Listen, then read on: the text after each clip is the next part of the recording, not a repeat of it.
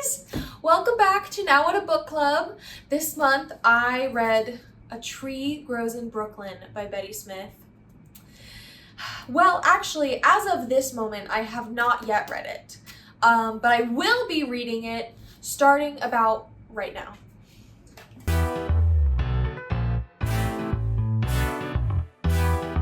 I have the winning book this month, obviously. I mean, like, I do every month, but this one really is it.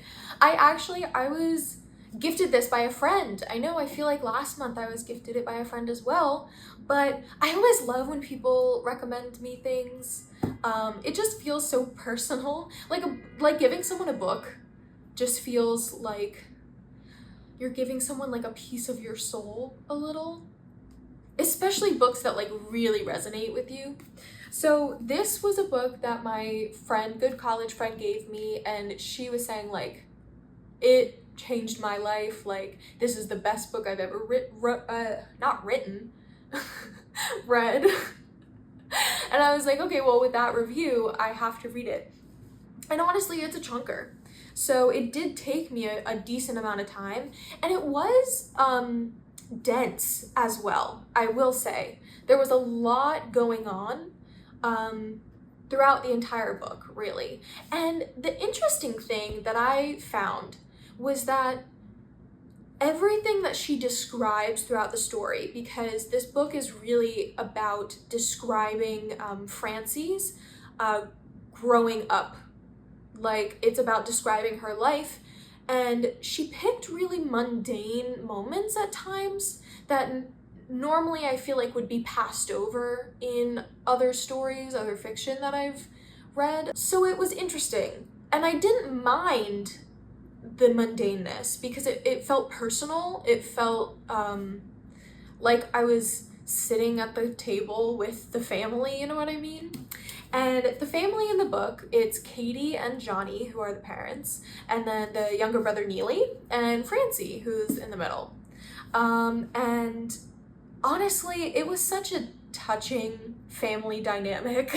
I have to be honest, like, they all loved one another so dearly. And throughout the book, they love one another very fiercely, and they protect each other, and it's very much like a family unit, I guess. And that was, you know, another refreshing thing to see, you know, that even though things weren't always okay, even though, you know, Francie and Neely and the family didn't necessarily grow up with the most money in the world, they were happy.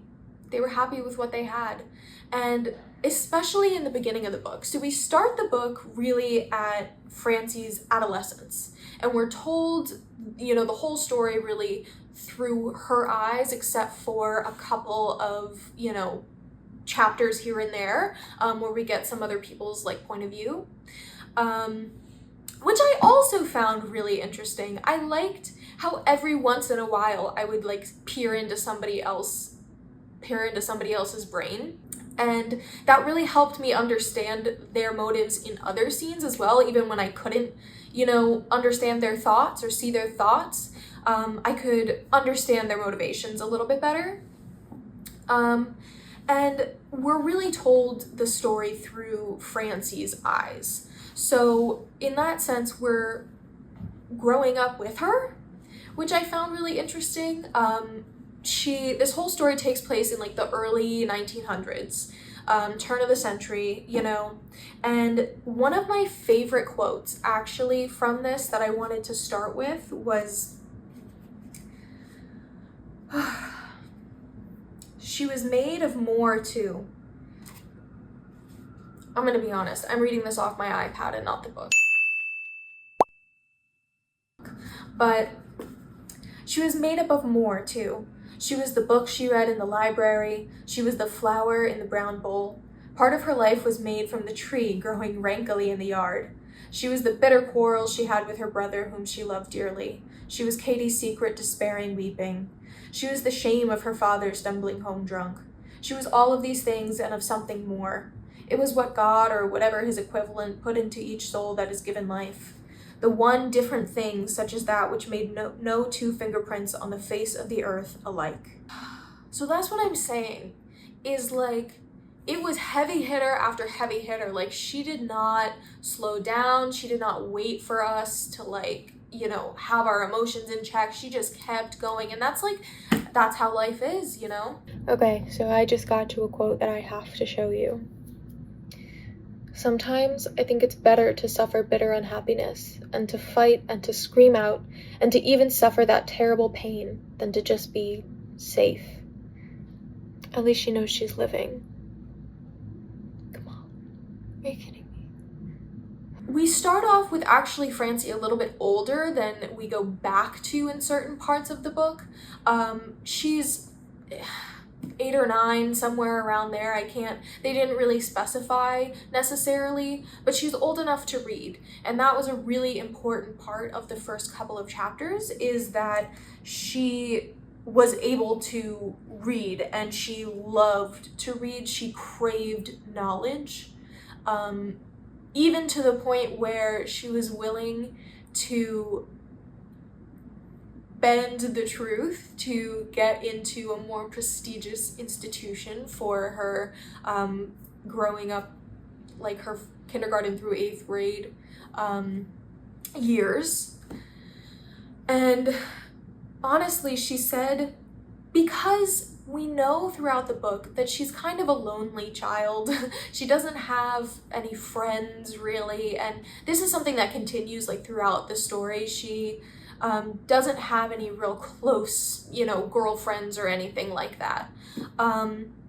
So when she learns how to read, it gave her something she didn't have before, and she was able to use her imagination to create something for herself instead of feeling bad that she, you know, wasn't invited, wasn't involved. And it said, from that time on, the world was hers for the reading. She would never be lonely again. Honestly, the really great part about this that I found, and again going back to like this family unit, was that her father, Johnny, was just like on it. She was like, I want to do this, and he said, yes, absolutely, I support you, and was 100% in. And that was just the way that the family seemed to work, was that they always gave their 100% for one another. And honestly, we see these moments in time for her.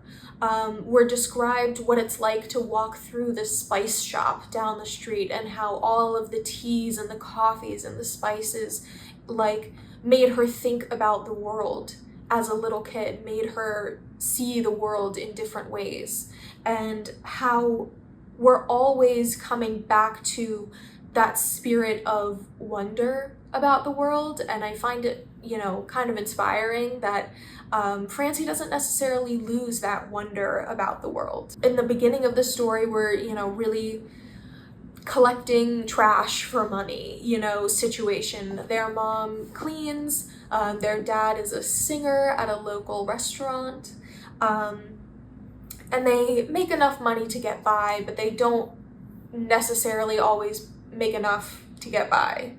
You know what I mean? Francie watches as this little girl across the street starts banging out the erasers, the dry erase board erasers. Not the dry erase board, the chalkboard erasers. This was the early 1900s. What am I doing? But we see her watching as the little girl taps out the erasers. And she immediately goes, when I go to school, I'm gonna do that. I'm gonna be the one that takes out the erasers. And this girl just starts like yelling at her across the street and calling her poor and saying that she's never gonna be able to do this. And it was like horrible. And she started crying and ran home, obviously. And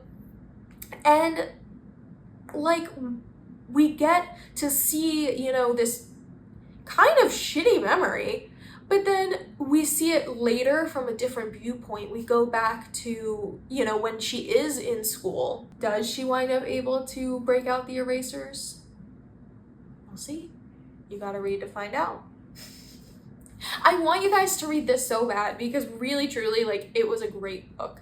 And it's now what appropriate because everything she does, I feel like the chapters flowed so smoothly. Like there was never really a breakup in what was going on. There were these jarring moments where Francie really has to decide, and at some points things are decided for her as well as to what path she's going to be taking.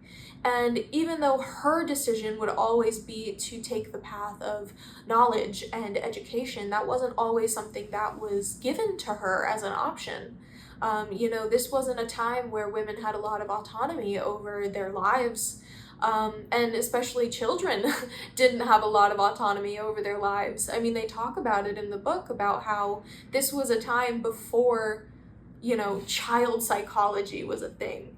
This was a time where children were seen and not heard, And it gets to a point where when Francie is a teenager, she winds up having to not go to high school, even though she was promised to be able to go to high school.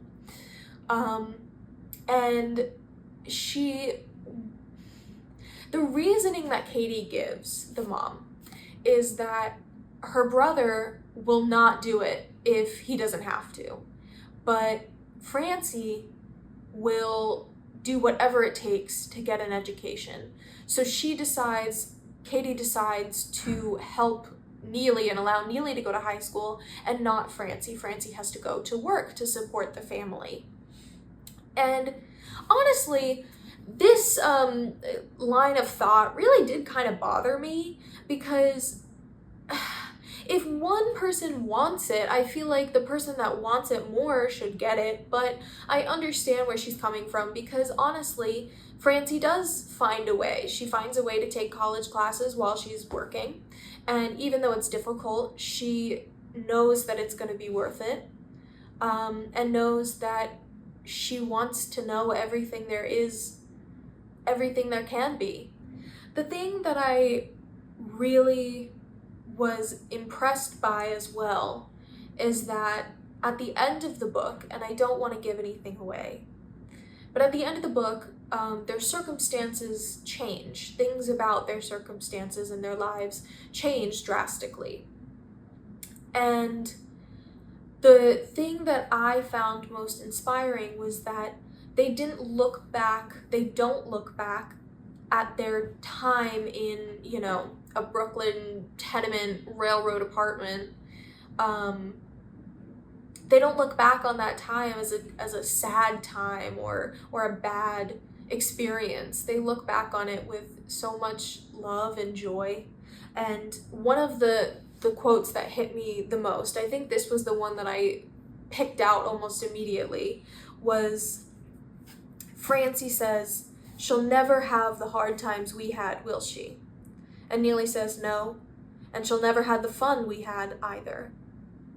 I just felt like that really sums up the story, and I left this book feeling inspired and feeling like I should be grateful for everything that I have, that I live in luxury that hasn't always existed, and that I should be thankful for that. And I submit A Tree Grows in Brooklyn for this month's Now What a Book Club winner. It's gonna take you a second to get through, but it's worth it, I promise. I hope you guys pick it up. I hope I win this month. I think I should. And we will talk soon. Bye, guys.